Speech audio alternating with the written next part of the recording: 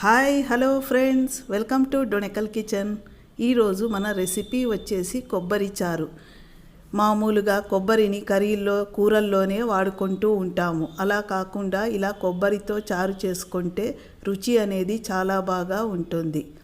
ముందుగా కడాయి వేడి చేసి అందులో 1 టీ స్పూన్ కొబ్బరి నూనెని వేసుకోవాలి. కొబ్బరి నూనె కాకపోతే నార్మల్ నూనె అయినా వాడుకోవచ్చు. మరి 1/2 టీ స్పూన్ ఆవాలు, 2 ఎండుమిర్చి, మరి 1 టీ స్పూన్ మినప్పప్పు, ఒక 10 దాకా మెంతులను వేసి లో ఫ్లేమ్ మీదే ఎర్ర రంగు వచ్చే వరకు వేయించుకోవాలి.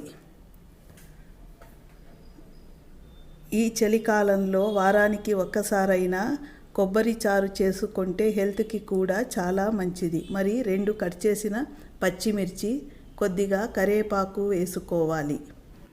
1/2 టీ స్పూన్ జీలకర్ర, 1/2 టీ స్పూన్ మిరియాలను కచ్చా పచ్చాగా దంచి వేస్తున్నాను. మరి సన్నగా కట్ చేసిన మీడియం సైజ్ టమాటోని కూడా వేసుకోవాలి. ఈ కొబ్బరి చారు అనేది అమ్మమ్మలు, నానమ్మలు చాలా చేసేవారు. కొద్దిగా ఇంగువ వేసి టమాటోలు మెత్తబడే వరకు ఉడికించుకోవాలి. మరి 1/2 టీ స్పూన్ పసుపు వేసి బాగా కలుపుకోవాలి. కొబ్బరి హెయిర్స్కి కానీ స్కిన్కి కానీ ఎంతో మంచిది. మరి ఇక్కడ నేను 1/2 కప్పు దాకా చింతపండు రసాన్ని వేస్తున్నాను. మరి 1/2 కప్పు దాకా వాటర్ వేసి బాగా మరగనివ్వాలి.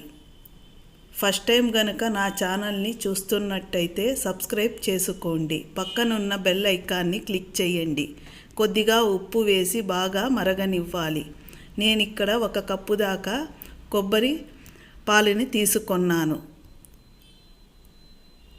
కొబ్బరిని 1 కప్పు తీసుకొని 1 గ్లాస్ దాకా నీళ్లు వేసి మిక్సీ పట్టుకోవాలి. మరి దానిని బాగా పిండితే 1 కప్పు దాకా పాలు వస్తుంది.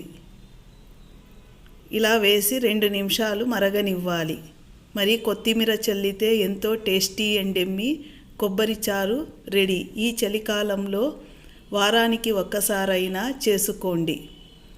చూశారు కదా ఎంత ఈజీనో, 5 నిమిషాల్లో అయిపోతుంది.